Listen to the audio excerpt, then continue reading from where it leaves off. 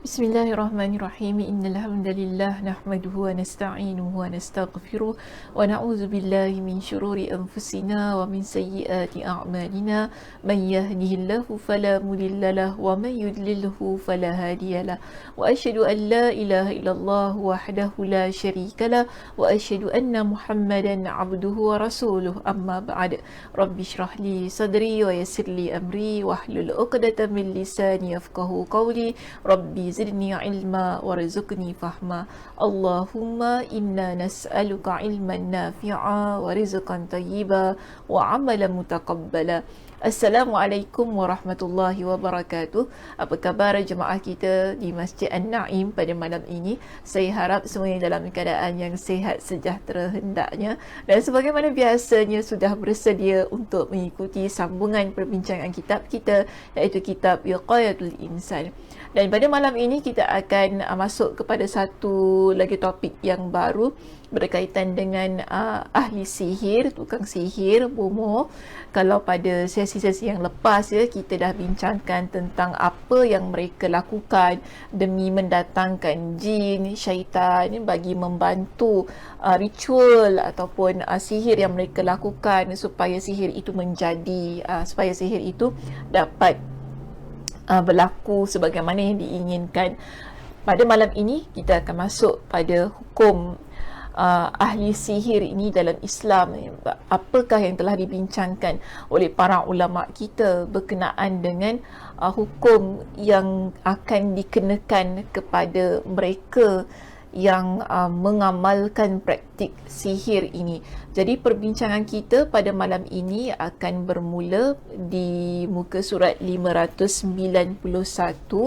Ya, saya tahu kita ada satu lagi topik 589, itu tanda-tanda tukang sihir. Tak mengapa, itu nanti boleh dibaca sendiri ya. Saya nak terus masuk pada muka surat kita di muka surat 591 bertajuk sihir bolehkah? Jadi topik besarnya sihir boleh ke tidak untuk kita lakukan. Tapi saya yakin ya ramai antara kita yang dah tahu dah jawapannya. Sebenarnya sihir ni tak boleh. Cuma biasalah ini sebagai topik yang mana untuk buat kita fikir supaya kita lebih berhati-hati dalam setiap perkara yang kita ingin lakukan. Jadi topik subtopik ya yang diletakkan di bawah ini bagi memulakan topik besarnya tadi kan. Topik utamanya itu sihir bolehkah, maka di situ diletakkan kepada kita hukum tukang sihir dalam Islam. Jadi kalau mereka yang melakukan sihir dalam agama kita ni, apakah hukuman yang akan dikenakan kepada mereka? Namun penting untuk saya ingatkan ya bahawa hukum-hukum ini dilakukan ataupun dilaksanakan jika satu pemerintahan ataupun satu tempat itu mengamalkan pelaksanaan hukum Islam lah ya. Jadi jangan kita lakukan ini secara individu, kerana hukum-hukum ini adalah hukum yang dilakukan oleh pihak pemerintah Islam, yang mana mereka ini melaksanakan hukum-hukum Islam, hukum jenayah Islam yang terdapat dalam kitab-kitab fiqh kita. Jadi apa yang kita belajar ini adalah sebagai sesuatu maklumat, ilmu untuk menjadikan kita sebagai seorang muslimah yang lebih berhati-hati terhadap apa tindakan yang ingin kita lakukan ya, supaya kita tidak mensyirikkan Allah Subhanahu Wa Taala, supaya kita jelas bahawa ia merupakan satu perbuatan yang memberikan kesan yang buruk pada diri sendiri dan juga kepada diri orang yang kita kenakan sihir itu. Baik, tanpa membuang masa lagi, kita pergi masuk kepada perbincangan yang pertama di sini, iaitu hukum tukang sihir dalam Islam. Ada beberapa pendapat yang telah dikemukakan dalam kitab kita. Dan kalau kita lihat pertama sekali di sini diberikan kepada kita dengan pendapat Imam Malik rahimahullah. Jadi Imam Malik rahimahullah, beliau memberikan pendapatnya yang mana beliau menyatakan bahawa tukang sihir, iaitu bomoh, mereka yang mengamalkan sihir ni kan, hukum pada mereka ialah dibunuh. Kalau bahasa sekarang kita kata kena hukuman mati, begitu. Okey, bagi mereka ini iaitu ahli sihir dikenakan hukuman mati, itu hukuman bunuh bila dia sendiri yang mengerjakan sihir tersebut. Namun di situ sebelum itu Imam Malik rahimahullah dia ada menyebutkan dengan sedikit penjelasannya, yang mana dia kata tukang sihir yang melakukan sihirnya dan tidak ada orang lain yang membantunya, maknanya dia sendiri yang buat, bukan dia suruh orang lain. Maksudnya di sini ialah dia bukan pergi jumpa bomoh ataupun pergi jumpa dukun yang minta dukun itu lakukan. Sekarang ini sihir itu dia sendiri yang melakukannya. Maka dalam hal ini beliau mendatangkan kepada kita dengan satu ayat Al-Quran yang banyak kali kita tampilkan, banyak kali kita dah berikan, iaitu surah Al-Baqarah pada ayat yang ke-102, وَلَقَدْ عَلِمُوا لَمَنِ اشْتَرَاهُ مَا لَهُ فِي الْآخِرَةِ مِنْ خَلَاقٍ. Sesungguhnya mereka telah meyakini bahawa siapa yang menukarnya, iaitu kitab Allah, dengan sihir itu tiadalah baginya keuntungan di akhirat. Maka berdasarkan dalil ini, Imam Malik rahimahullah dia kata apa? Saya berpendapat bahawa tukang sihir tersebut hukumnya adalah dibunuh, itu dikenakan hukuman mati apabila dia sendiri yang mengerjakannya. Okey, itu pendapat Imam Malik. Kita lihat pendapat yang kedua yang diberikan oleh Imam Ibn Qudamah. Imam Ibn Qudamah di sini, maaf saya tertinggal Ibn pada slide saya, iaitu Imam Ibn Qudamah di sini, beliau menyatakan bahawa hukuman yang setimpal bagi tukang sihir adalah dibunuh. Okey, adalah dibunuh.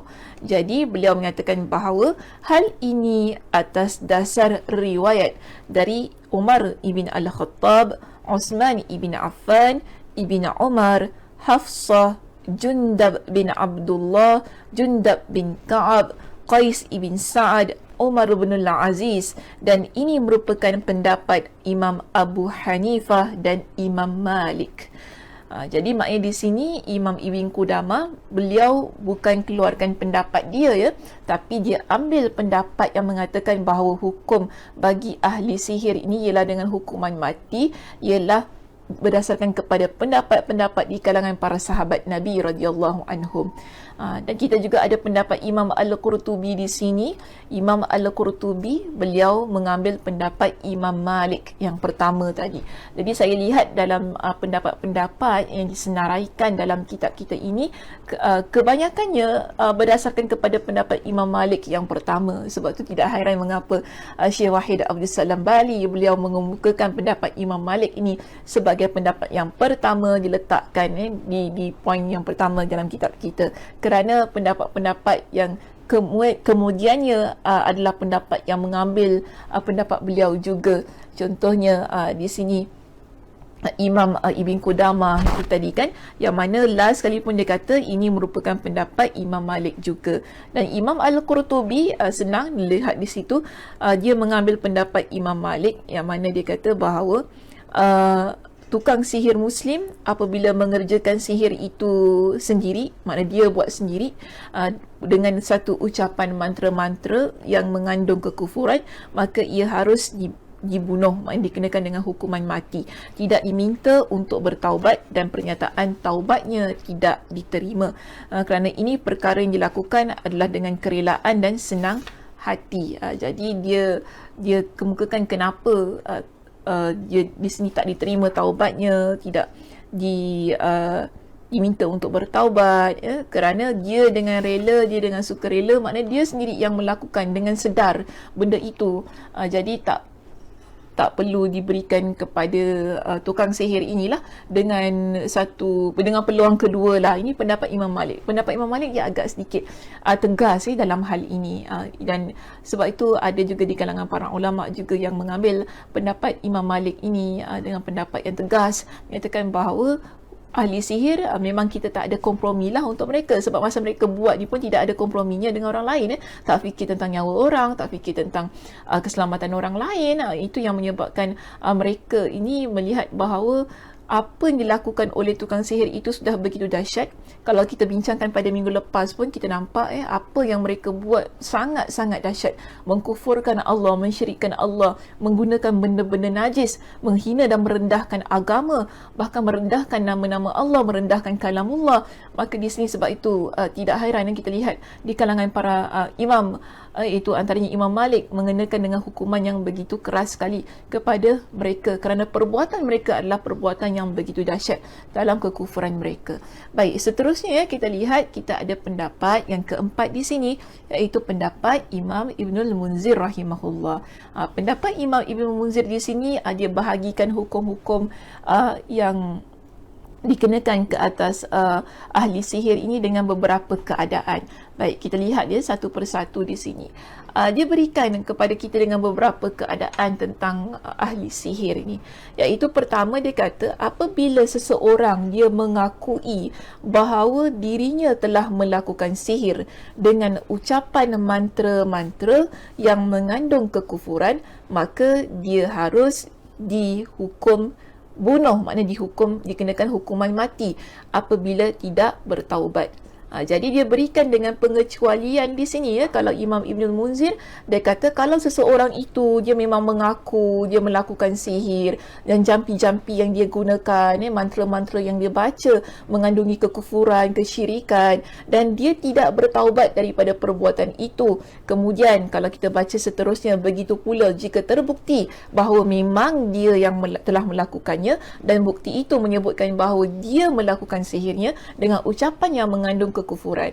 Maknanya di sini Imam Ibnul Munzir dia berikan kepada kita dengan satu keadaan yang mana seseorang dia mengaku, pertama dia mengaku bahawa dia melakukan sihir itu, dan ucapan yang dia ucapkan ketika ritual sihir tersebut ataupun mantra jampi serapah yang dia baca adalah jampi serapah yang mengandungi kesyirikan, kekufuran. Dan seterusnya di sini dia kata ada bukti, terdapat bukti bahawa dia yang melakukan sihir itu. Ada bukti yang menunjukkan bahawa ucapan sihir yang dia baca, mantra-mantra yang dia baca adalah merupakan sihir yang mengandungi kesyirikan. Dan seterusnya dia tidak bertaubat, dia tidak mahu bertaubat. Dalam keadaan yang begini, menurut pendapat Imam Ibnul Munzir rahimahullah, orang yang sedemikian layak untuk dikenakan dengan hukuman mati, iaitu dia dibunuh. Namun beliau kata, namun di sini bila mantra-mantra yang digunakannya dalam menyihir tidak mengandungi kekufuran, kalaulah mantra yang dia baca itu tidak kufur, tak ada unsur-unsur yang menyeru jin, yang menyeru syaitan, tapi memang dia buat sihir, maka bagi pendapat Imam Ibnul Munzir di sini, orang tersebut tidak boleh dihukum bunuh. Itu keadaan yang kedua. Keadaan yang ketiga beliau jelaskan di sini ialah adapun jika sihir itu menimbulkan jenayah, sihir itu adalah satu perbuatan yang jenayah yang mana mengandungi hukuman qisas, yang mana melukakan. Kalau kita lihat dalam perbincangan fiqh dalam agama kita, bila kita kata hukum qisas, maknanya dia mencederakan anggota badan seseorang, kan, mencederakan tangan. Jadi kalau hukum qisas ini dalam agama kita, kalau tangan yang dia aim untuk dia lukakan, untuk dia cederakan, maka tangan dia pula lah yang kena dicederakan. Begitu dalam hukum agama kita. Jadi menurut pendapat Imam Ibnul Munzir ini, jika tukang sihir itu dia melakukan sihir yang mengandungi jenayah hukum qisas tadi, maknanya sihir yang dilakukan oleh tukang sihir ini dia cuma nak aim pada kaki dia saja. Contoh, aku nak buat kaki dia ni, aku sihir kaki dia supaya kaki dia patah. Aku sihir kaki dia supaya kaki dia kena potong. Aku sihir kaki dia supaya tak boleh jalan. Maka ini dipanggil sebagai hukum qisas. Bila ternyata terbukti dia yang buat dan dia mengaku dia buat dan dia gunakan jampi serapah yang berbentuk sihir itu tadi, yang berbentuk sihir itu tadilah, sehingga menyebabkan kaki orang itu luka, kaki orang itu cedera parah, dia tak boleh berjalan, terkena potong, dihapuskan dan sebagainya, maka untuk keadaan yang sebegini, tukang sihir itu tadi layak untuk dikenakan dengan hukuman qisas. Kita tak bunuh dia, tapi kita kenakan hukuman qisas. Ini pendapat Imam Ibnul Munzir. Dan yang kedua, yang terakhir di sini, beliau jelaskan jika sihir itu tidak mengandungi hukum qisas tadi sebagaimana yang telah saya jelaskan, maka cukuplah untuk tukang sihir tersebut kita kenakan dengan diat. Diat tu maksudnya kita minta dia bayar denda. Itu terpulanglah ya kepada pemerintah lah yang melaksanakan hukum-hukum ini, pemerintah Islam yang melaksanakan hukum-hukum ini, mereka nak kenakan berapa bayaran, itu Wallahu a'lam lah, masing-masing tempat dengan cara yang tersendiri. Cuma ini sebagai satu bentuk pembelajaran dan pengajaran maklumat kita bagaimana di kalangan para ulama Islam membincangkan hukuman yang dikenakan pada orang yang melakukan sihir tersebut. Jadi kalau kita lihat Imam Ibn al-Munzir ni dia agak sedikit lenient ya, berbanding dengan Imam Malik dan mereka yang berpegang dengan pendapat Imam Malik, kerana Imam Ibn al-Munzir dia memberikan keadaan-keadaan yang telah disenaraikan tu tadi lah ya. Kalau begini bagaimana, kalau dia menggunakan mantra yang kufur bagaimana, kalau dia tidak menggunakan mantra yang kufur, dan kalau dia tak nak bertaubat dan sendiri, dan paling penting di sini Imam Ibn al-Munzir menyatakan bahawa mesti ada bukti yang orang tu buat sihir. Mesti ada bukti yang orang ini membaca mantra-mantra yang menunjukkan kepada kita bahawa jelas dia melakukan kesyirikan dalam sihirnya itu. Baik, seterusnya kita pergi kepada pendapat kita yang kelima. Pendapat kita yang kelima dan kedua terakhir. Pendapat kelima dan yang terakhir lah, kerana di slide saya gabungkan kedua-dua pendapat ini.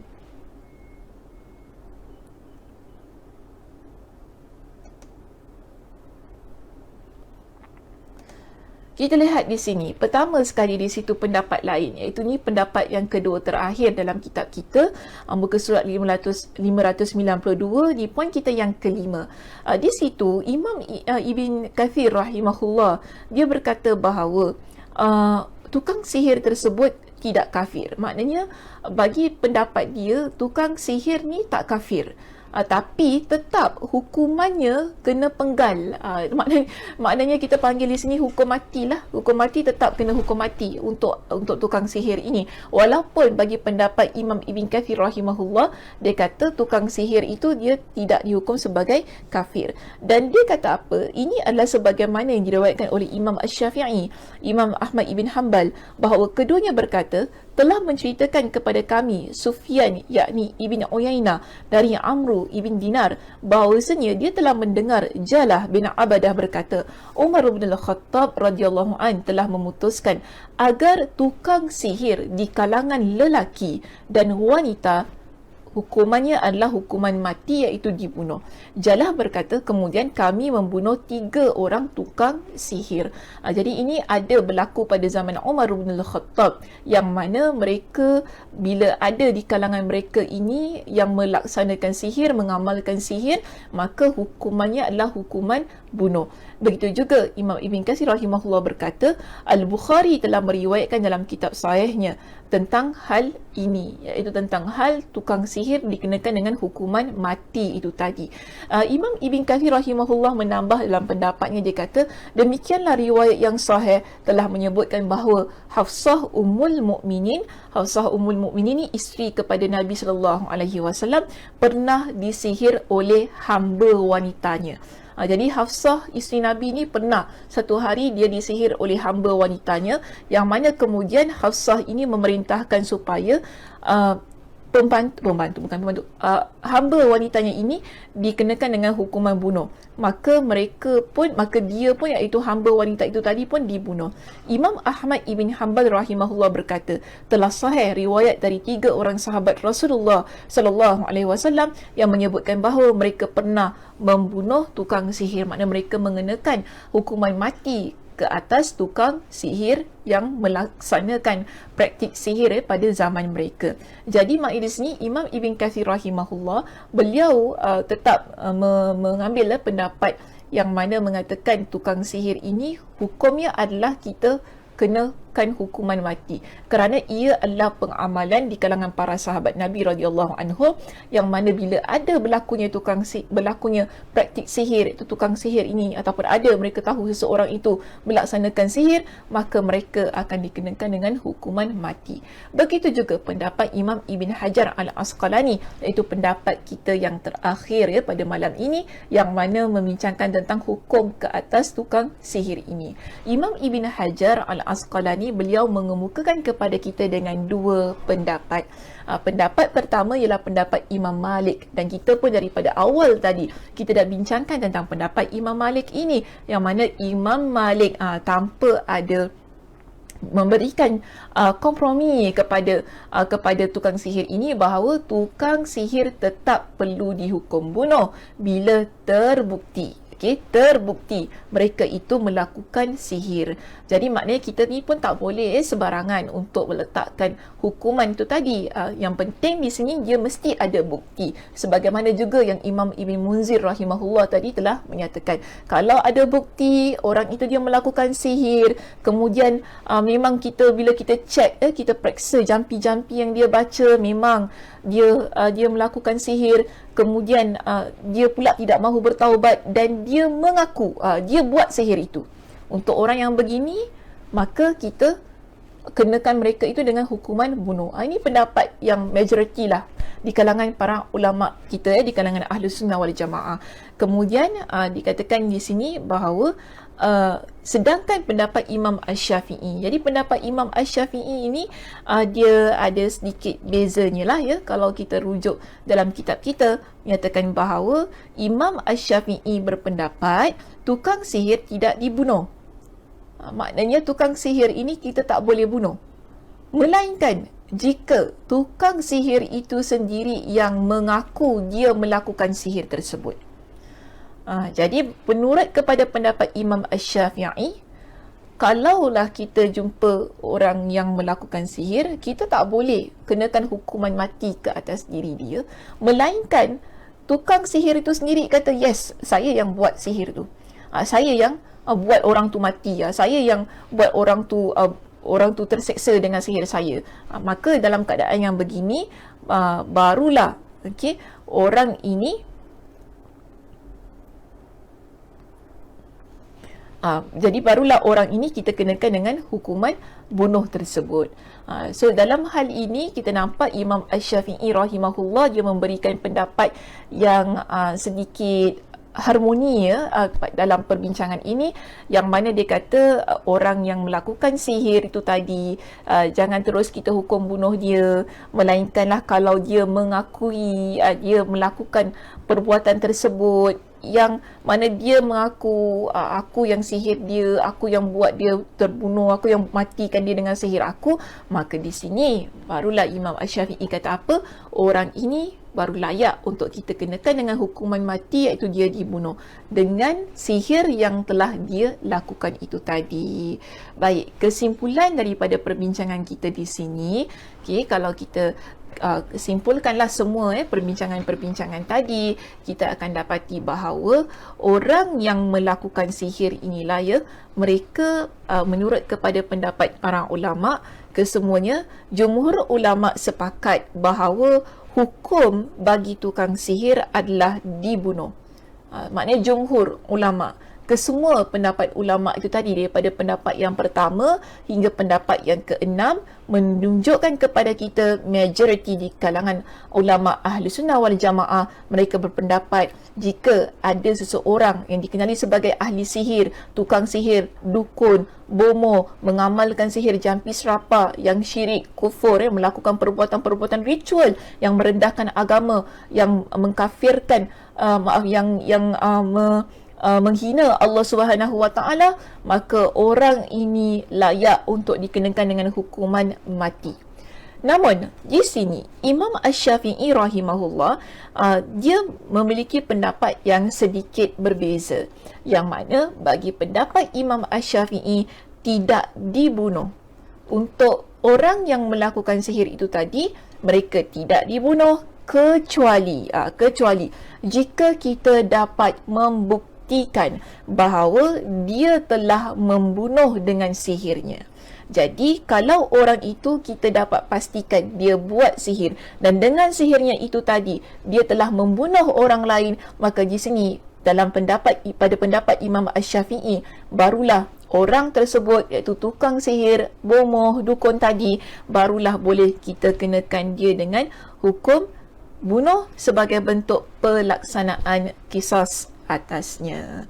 Okey, itu sahaja perbincangan kita pada malam ini berkenaan dengan hukum yang dikenakan ke atas mereka yang melakukan sihir. Sekali lagi saya nak ingatkan, hukum ini jangan dilakukan secara individu. Maknanya kalaulah kita kenal orang tu bomoh ke tukang sihir ke, tak bolehlah kita pergi ke rumah dia, kita bunuh dia. Ini satu kefahaman yang salah. Kerana semua yang kita bincangkan ini, ia hanya layak dilaksanakan oleh pihak pemerintah yang mengamalkan hukum jenayah berdasarkan kepada hukum agama kita. Barulah kalau berlaku di situ, kita perlu report kepada pemerintah, yang mana pemerintah dapat lakukan, dapat detect, dapat cari, dikumpulkan bukti-bukti tentang orang ini adalah ahli sihir, maka pemerintah itulah yang melaksanakannya. Maknanya setiap tempat ada undang-undang yang berbeza, begitu juga berkenaan dengan